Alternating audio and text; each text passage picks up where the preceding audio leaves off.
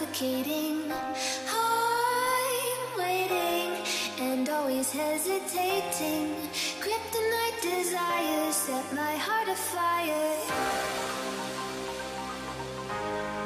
Heart on fire. Set my heart afire.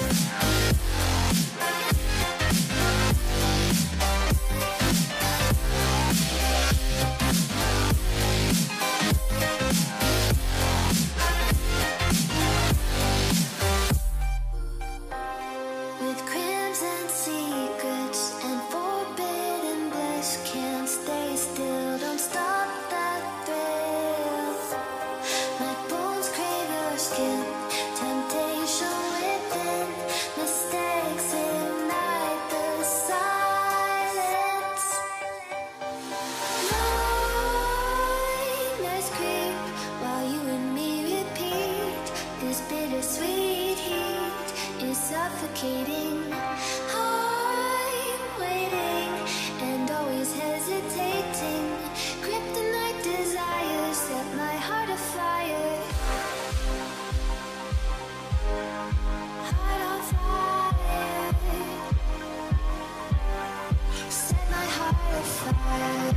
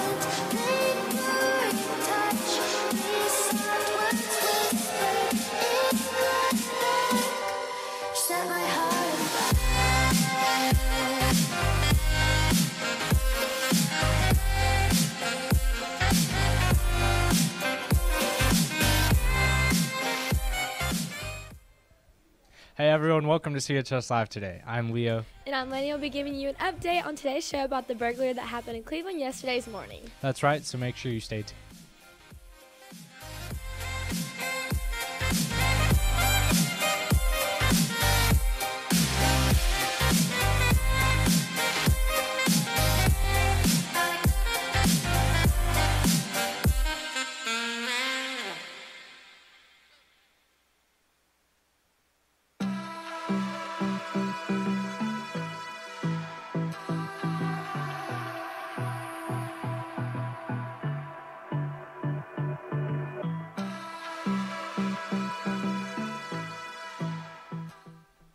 Welcome back, guys. It's Tuesday, October 23rd. Now, Lainey, I know there was a terrible car crash last Tuesday, and it involved a Bradley County student. Yes, there was, Leo. Last Tuesday, Walker Valley senior cheerleader Megan Manning narrowly escaped a potentially fatal car crash. She was returning from her college class when an 18-wheeler carrying a great amount of logs hydroplaned and slammed into Manning's small car. Officers were stunned at the scene as to how the teen survived, but the craziest part is what happened when a local sheriff deputy did the unthinkable. Our Bradley County Sheriff read an email from a Walker Valley counselor who witnessed the event that took place. Let's take a look. Good morning, Sheriff. As you know, there was a wreck yesterday at the junction of Walker Valley Road and Lauderdale Memorial Highway. It hit one of our students at Walker Valley. I happened to be leaving campus minutes after the incident happened. I noticed a student and stopped to be with her until her mother or other first responders arrived. Deputy Nelson was already on the scene. When I approached my student, I noticed Deputy Nelson doing something that will leave an impression for me for a lifetime. In the moment of chaos and tears, Deputy Nelson got on his knees and asked my student if he could pray for her. She obliged, and it was truly sincere. I just want you to know that the world needs more people like Deputy Nelson. Thanks for letting him be a part of our Walker Valley family. We are grateful for both he and Deputy Paul, who is our other SRO at Walker Valley. Wow, what a story. We're thankful for the caring police around the community. But as for your weather, as we were walking into school today, it was partly chilly with a low of 41 and partly cloudy skies. Today's high is 68 with no chance of rain, but continuing into tomorrow, it will be mostly sunny with a high of 66 and a low of 42. Rain will be moving in though Thursday evening and continuing through this week. Now, back to Leo.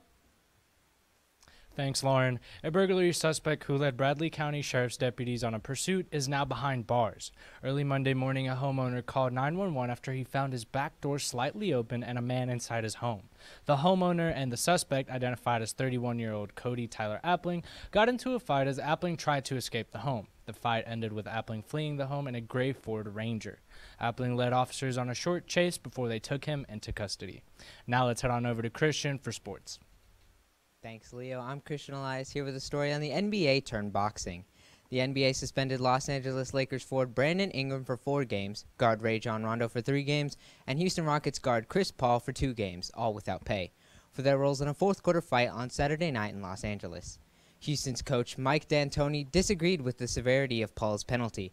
It's just not equitable, he said. If you wanted to suspend him for 1 game, I get it, just to make a statement, but that doesn't seem to be right. Now let's take a look at the brawl, and you guys determine for yourselves if you think the suspensions were harsh enough for their actions. Harden fouled by Ingram. Do they count it? No. They say the foul occurred before the gather. And he never put the ball back down. And I think another technical foul's been handed out. Now Ingram looks like he's confronting Jason Phillips. Well, the technical foul was on Ingram for shoving James Harden after that play. I'm not sure what happened. Ingram, who's usually pretty mild-mannered, was hot. Now Paul punches a throw. Paul and Rondo throwing punches. Ingram comes in. He's throwing punches. Security trying to separate. So are some of the teammates. Boy, that quickly erupted into something ugly. Getting Paul out of it. As Mark said, when Chris Paul was over here, he said that Rondo spit on him. Thanks, Christian. It's terrible to hear about the Lakers, but in other news, tennis trials are coming up for the 2019 spring season. Grab your racket and be at the Cleveland Country Club from 3:45 to 4:45 on Monday, October 29th. If you have any questions, reach out to Eric Stiles at Cleveland Middle School or see David Turner on our campus this week. The girls' basketball team is selling tickets for a wrestling event this Saturday. If you would like to buy a ticket for $10, find a Lady Raider basketball player today in the hall. Last year, the Renaissance Show Choir debuted their first school-wide talent show, and junior Seth Wolf took the crown. This year, it's up for grabs once again. They'll be hosting a talent show, the Blue Raider Rising Star, on November 8th. The top acts will also perform for a school-wide performance on November 9th. See Mr. Atha in the choir room for more details. That's all we have for your show today. Also, today is Tuesday, so it's Retweet Tuesday. Make sure to go on our Twitter to retweet our latest tweet, and you'll have a chance to win a $5 Chick-fil-A gift card. And as always, remember to follow us on Twitter at Blue Raiders Live and on Instagram at CHSLive. Have a great day, CHS.